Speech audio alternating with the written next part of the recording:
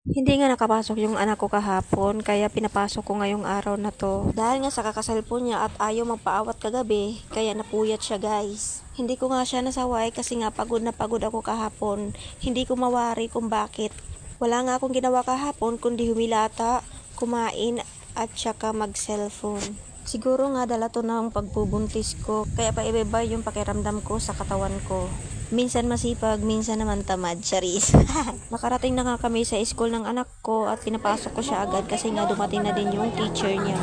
And fast forward, pagkatapos nga namin magchismisan about sa mga sari-sarili naming buhay, ay nagyaya naman itong isa kong kaibigan na kumain daw kami sa kantin dahil nga nagugutom na daw siya. Ganito talaga kami guys, pag nagsasama-sama kami, masaya lang kami, ganon. Lahat nga ng tinda ng kaibigan ko, binuksan ko kasi nga naghahanap ako ng gusto kong kainin. Alam nyo naman guys, yung buntis, naghahanap yan ng pagkain kung anong gusto ng tiyan nila. Nahirapan nga akong mamili kung asan dyan kasi naman po lahat masasarap yung pagkain niya. Pinili ko nga guys yung siumay kasi nga matagal na din akong hindi nakakakain yan. Ayan nga yung kaibigan ko, inubos na lahat yung cake yam, charis.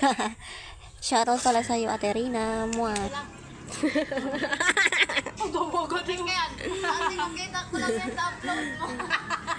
Adto na ito sa vlog ni yun eh. Si Erika. Ayan nga yung isa kong kaibigan, nagmodel pa talaga, with you. At paglabasan nga ng mga anak namin, ay kanya-kanya na kaming umuwi. Alam nga naman sumama pa sila sa bahay namin, di ba? Charis lang. Ito pala guys yung daanan namin dito papuntang bahay.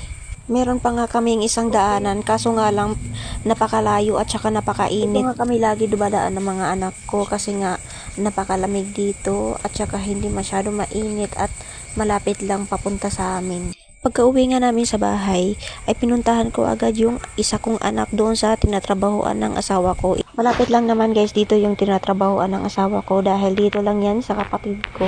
Hindi ko nga namalayan yung oras guys, kaya nagbihis ako agad. Buti na lang pala nakaligo na kami kanina pagkatapos namin kumain. Nakasimangot nga tong anak ko dahil nga nabitin sa tulog niya. Paano ba naman kasi, ayaw pang matulog kanina, gusto pang makipagkulitan sa akin. Kaya ayan, kinulang tuloy sa tulog niya.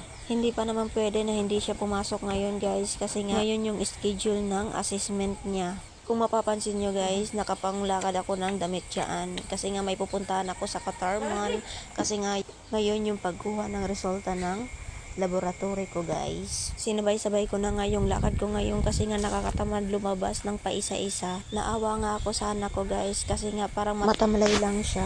Buti na lang pala masipag itong anak ko mag-aral. Dahil kahit antok na antok pa siya, pag sinabi kong may pasok siya, tatayo yan talaga kahit na nakasimangot yung mukha niya. Pero pag maya-maya niyan guys, pag nabilhan na ng snack, masaya na yan.